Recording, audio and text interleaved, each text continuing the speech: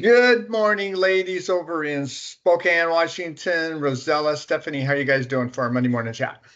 Good. How are you? Good. Give me 2 thumbs up. Let's see what happens here. Okay, I don't see anything on the screen this morning. All Nothing right, cool. well, we'll bring it on ourselves, shall we? What area are we talking about today, ladies? Audubon and Downriver.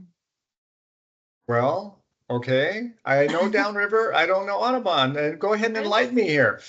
I'm surprised you don't know that one. Yeah. So the Audubon Downriver area is going to be that bluff that overlooks like Bowl and Pitcher, the Spokane River, Spokane Okay. Falls.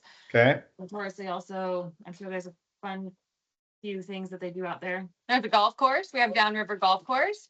I know There where is that's at. also Yep. a Frisbee golf course along the river down there, which people Let's really do that. like. Couple of restaurants.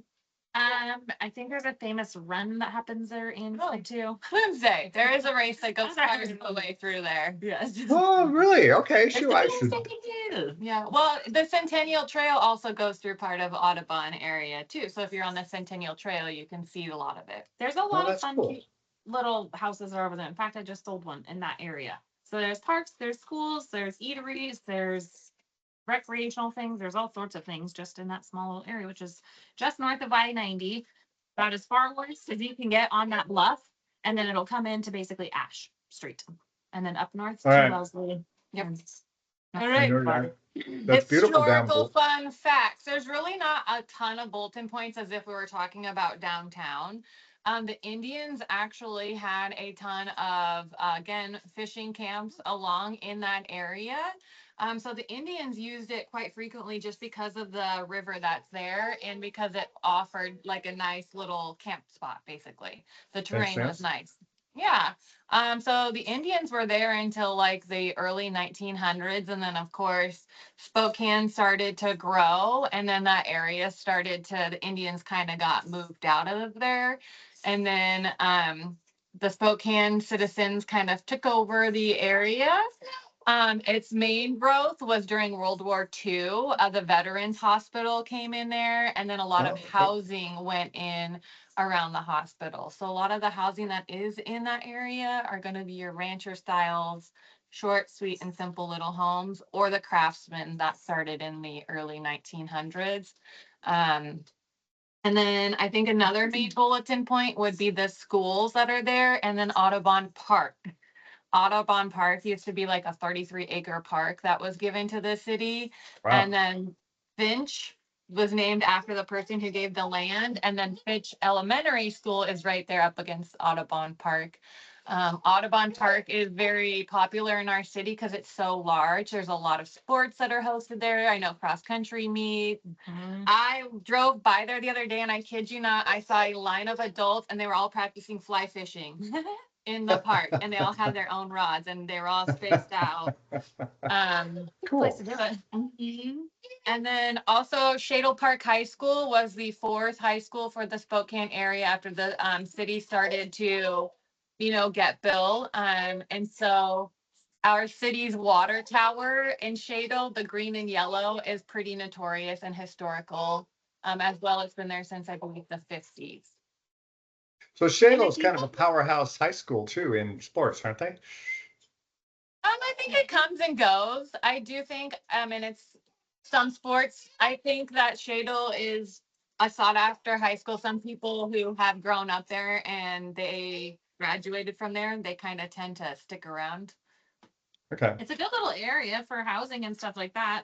There's all sorts of, like she mentioned, cute little ranchers and craftsmen. In fact, there's actually 17 active listings in the Audubon area. Well, that's a few. Yeah. Yeah.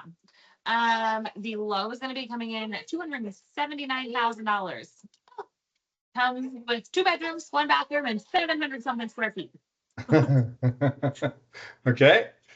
And on the high end, we have 575.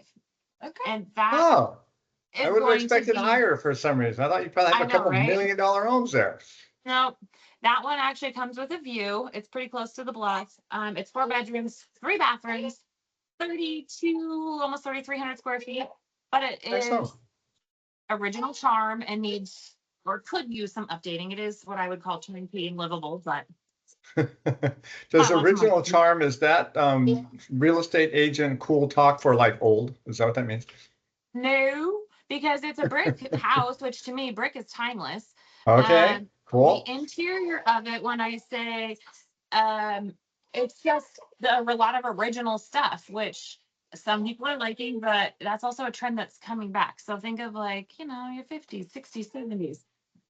There's some houses that have original shag in it still. I don't know that I would keep it, but The Cool. 80s shag and the Yeah. 70s shag. The I green just and sold a house that orange. had the green shag in the bathroom. Green and orange. That was original. Very So nice. your average price point is gonna be 396,000, which is less than your average price in Spokane. Pretty affordable, and it sounds like a neat little area. Cool.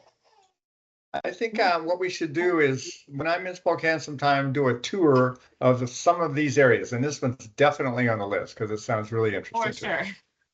Yes, I agree. Yep. Well, ladies, thank you for your time today. Yes, thank you. Thank you. I appreciate it. Thank you as Yep. Been a well. pleasure chatting with you as always and learning about Spokane area. I appreciate it. All right, until next week. Sayonara. Let's try the thumbs up here. No, I don't no know what's thumbs going today. on. It's all on All us right. today. Bye, Bye. ladies.